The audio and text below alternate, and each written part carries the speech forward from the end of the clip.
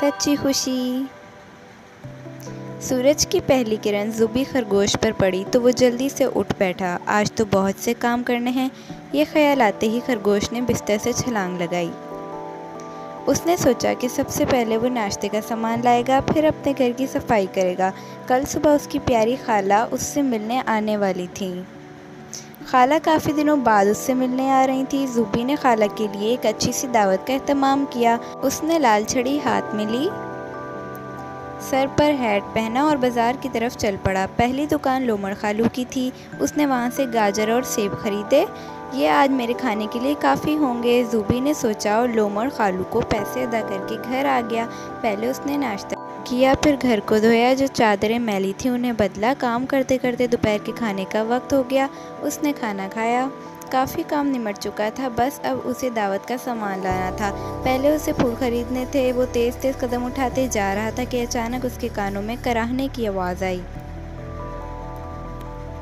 अरे, ये किसकी आवाज़ है? ज़ुबी चौंक उठा। उसने गौर किया और बोला, ये आवाज़ तो गीदड़ के घर से आ रही है। वो फ़ौरन गीदड़ के घर में दाखिल हुआ। गीदड़ नाना अपने पलंग पर लेटे हुए थे। वो एक हाथ से मेज़ पर रखा पानी का गिलास लेने की कोशिश कर रहे थे। ज़ुबी ने फ़ौरन आगे बढ़कर गीदड़ को पानी पिलाया। उन्हें उस वक्त तेज़ बुखार था। गीदड़ ने लड़सती आवाज़ कुछ खाने को मांगा। ज़ुबी खरगोश ने दिल ही दिल में अपने आप की मलामत की कि पहले क्यों ना आ गया। वक्त तेज़ी से गुजर रहा था, लेकिन ज़ुबी गीदड़ को इस हालत में छोड़कर जा भी नहीं सकता था। उसने किचन में देखा, वहाँ कुछ भी नहीं था। वो फ़ौरन बाज़ार से गोश्त लेकर आया और गीदड़ नाना को खिला दिया। उसके बाद वो डॉक्टर के पास पहुँचा। काफ़ी वक्त गुजर गया। धूप भी बहुत तेज़ थी। भालू के क्लिनिक पर मरीज़ों का काफ़ी हजूम था। मजबूरन वो कतार में खड़ा अपनी बारी आई तो उसने डॉक्टर भालू को गीदड़ की हालत के बारे में बताया। डॉक्टर भालू ने कहा वो सब मरीज़ों को देख लें, फिर उसके साथ चलेंगे। 4:30 बज रहे थे। आधे घंटे बाद लोमड़ खालू की दुकान बंद होने वाली थी, जहां से उसे दावत का सामान खरीदना था। ज़ुबी मायूस हो गया। जब वो डॉक्टर भालू के साथ गीदड़ नाना के घर पहुंचा तो उनकी हालत बड़ी ख़राब थी। उन्हें खांसी भी हो रही थी। डॉक्टर ने उनका मुआयना किया और चंद दवाएं लिख दी, जो जाहिर है ज़ुबी ही को लानी थी।